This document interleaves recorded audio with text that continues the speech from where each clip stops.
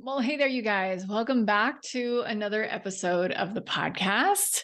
How are you? How are you doing? It is beautiful spring weather right now outside of Denver. It's absolutely gorgeous. I'm going to go out for a walk as soon as I finish recording this episode. And I am so excited that summer is coming. Summer is totally my season of the year. Super excited. It's just around the corner. Okay. So today on the podcast, we are talking about how to let go of mom guilt.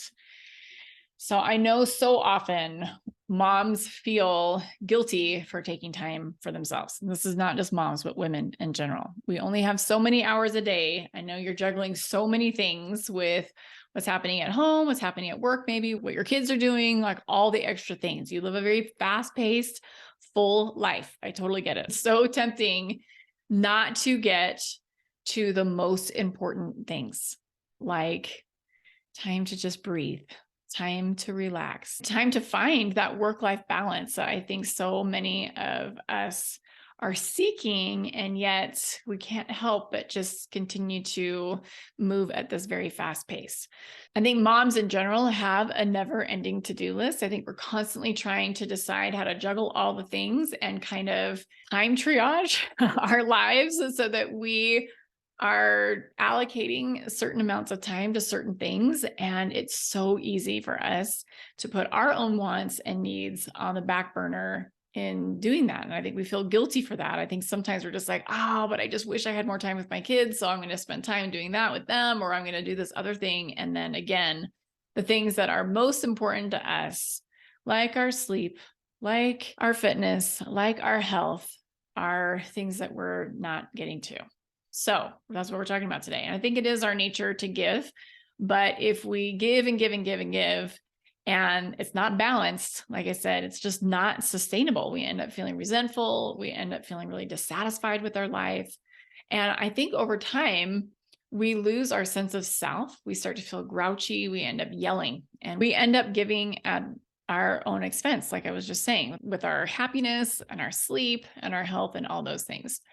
And I think oftentimes we get kind of stuck or trapped, feeling like it has to be this black and white way of thinking, where we have to either swing the pendulum over one way, where we give and give and give, and we kind of have this societal reward or this cultural reward where people say, oh my gosh, you're just amazing. You are just super mom. Like, how do you get all these things done?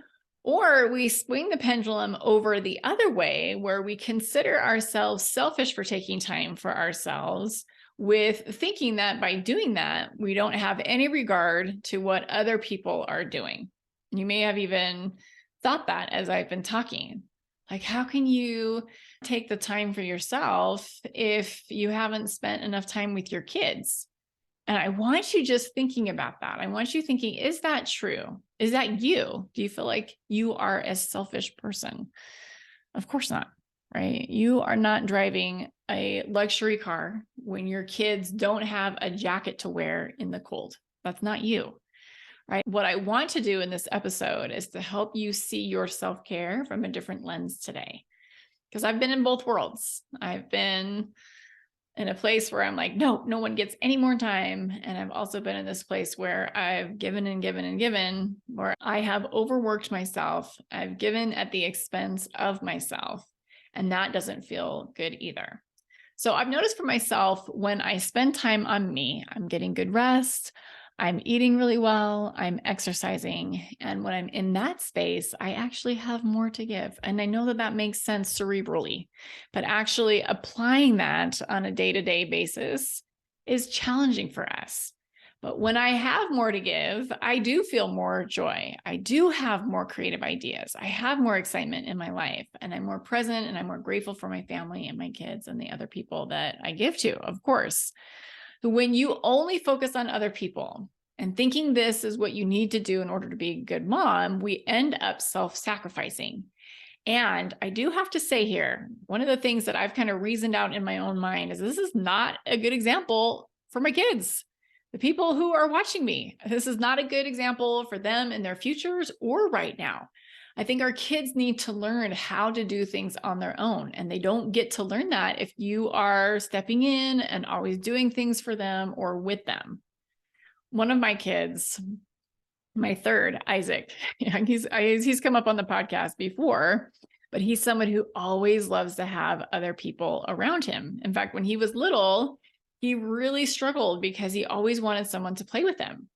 And just the nature of family life, not everybody wants to be around everybody else all the time, right? And that was a real struggle for him. So teaching him to play by himself and be independent has been something that I've had to really focus on as far as like the specific things I'm teaching that child. So when we sacrifice ourselves, when we end up giving and giving, we sacrifice our sleep, our health, our peace of mind, we're not setting up our future self for success. Right? We end up slowly deteriorating. Our bodies, of course, decline with age. And there are things that we can do to prolong that decline. There are also things that we can do to age faster, right? When we deprive ourselves of sleep and we are stressed out, those kinds of things are not setting our future self up for good health. And I also want to say here, it's possible for us to become a burden at someone else's expense. I've worked in a nursing home way back in the day when I was trying to get hours for grad school. And it had a profound impact on my life. I loved my job. I was loving people all day long. And yet I knew I did not want to be waiting for my family to come and see me. I also did not want to be in a place where I wasn't able to take care of myself. It's one of the things that's like the driving force behind some of the whys in why I do all the things that I do to take good care of myself, is I want to be functioning as long as I possibly can, not just physically, but also mentally as well. And I do want to say that giving to others isn't always draining for sure. This is going to depend on you, what you love and what you're doing, what else you've committed to, right? I think it's so important every single week that we map out our time. We tell ourselves how we're going to spend our time. This is something I literally do every single week. I do not miss a week. I tell myself how I'm going to use my time and I follow through. At the beginning of the week, I decide how I'm going to spend my time from my highest self. But the thing is when I try to execute on my plan, there is this little voice that sometimes pops up in my head that says, but you should be hanging out with your kids, right? When I'm building my business, I'm also homeschooling my kids. We're all together all day long in the same house. I should be hanging out with my kids more, even though I'm spending quite a bit of time. There was that little voice that popped up in my head that made me feel guilty if I was actually going and doing something besides doing something with them. Or there was this little voice that said in my head, but you should say yes. You should volunteer. You should do it this way. You should be helping your kids. You should do this for your kids. You should do this for other people. Some of you have listened to me talk about saying no to others. And I think some of you feel like this is a very selfish thing to do. I do not feel this way anymore about saying no, because I've learned the hard way that when I say yes to everything and everyone, first of all, I have no time and I end up feeling super resentful. If we are doing things for others and not ourselves, we're making subconscious decisions with our time. We're giving it all away and we end up getting frustrated that we don't have more time for ourselves at the end of the day. It's not selfish to know what you're about in your life and what your purpose is and what your mission is, and live from that truth. This is totally our prerogative as people, as human beings. We need to do this more in our lives. Being selfish in this sense is not a negative thing. Each of us has unique gifts and talents to share, and it's a privilege to learn about those things and share those things with the people around us and the rest of the world. I am really, really good at being a cheerleader and a supporter. But if you truly feel that way about your life, that's awesome. But so many of us are playing that role, and it's creating a lot of friction and unhappiness because we feel like we have to play that role all the time. And maybe you're like, well, I just don't really know what I want. That's okay.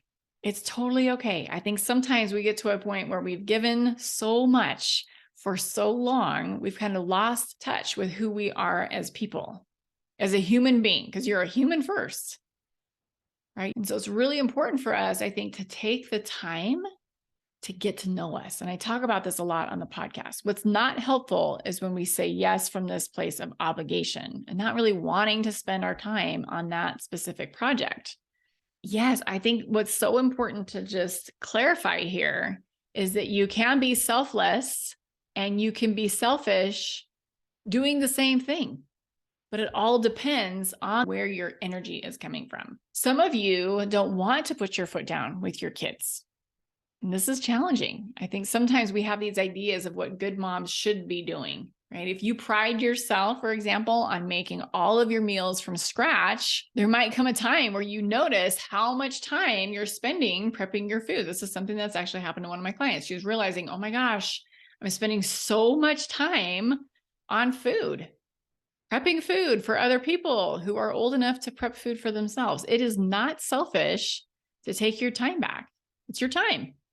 Right? If your kids are older and they're capable of learning how to cook for themselves and do their own food, it's not selfish for you to take your time back. In fact, that might be an empowering move on your part to help your kids learn how to feed themselves. I have had kids leave that I'm like, hope you don't starve.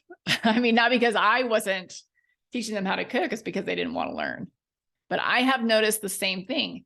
I have noticed over time that I have had to kind of reevaluate how much time I'm spending on food prep. I love to eat plant-based. You guys know that about me. I love to feed my body with really, really clean fuel.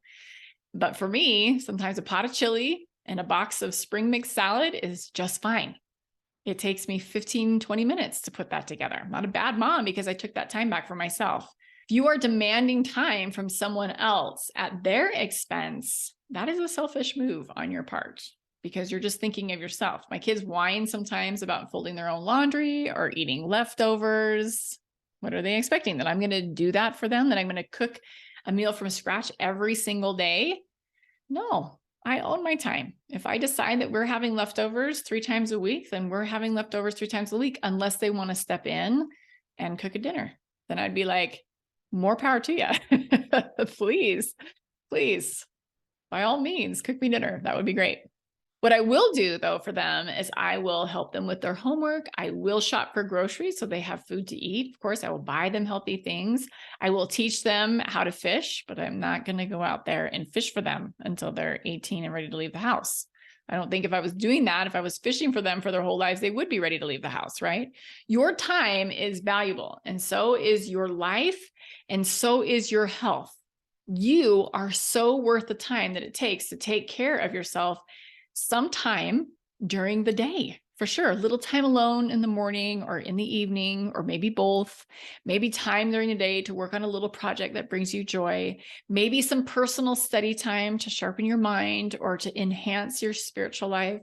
You are so worth the time that it takes to teach yourself something new, for sure. Even if no one else in your life appreciates it, just do it for you because you're interested and because you love it. How would this change things for you? Who would you be with a little extra time for yourself? I don't think this is selfish. You are your own person. You have a life, you have interests outside of your family, and that is a good thing. So pursuing those things is amazing. And the guilt or the selfishness that sometimes accompany those things are 100% optional. That all comes from the way that you're thinking about it. If you're thinking to yourself thoughts like, but I should, it's just not helpful. So plan your life from your highest self. Put those things on your calendar and in your day. And at the end of the week, you can evaluate and be like, okay, how did that balance go? I feel like I spent too much time working on these little projects for me, or do I feel like I need more of that? How did that go? And then pay attention to the conversation in your head in the moment that's going to come up. That's going to say something like, but you should do something different than what you're doing right now. Pay attention to that. We all bring these cultural shoulds forward with us as we live our day-to-day lives, for sure. So pay attention to all of that and fill your bucket first, mama. That is not a selfish thing to do. All right, that is what I have for you this week. I hope this podcast episode is empowering to you. I hope it makes a difference in your life. If this one was a good one for you, please share it with your friends. I would love it. It's how we can grow our community as mamas who do. So thank you so much for tuning in today. It was my pleasure hanging out with you, and I hope you have a beautiful rest of your week. We will talk to you soon. We'll see ya. Bye.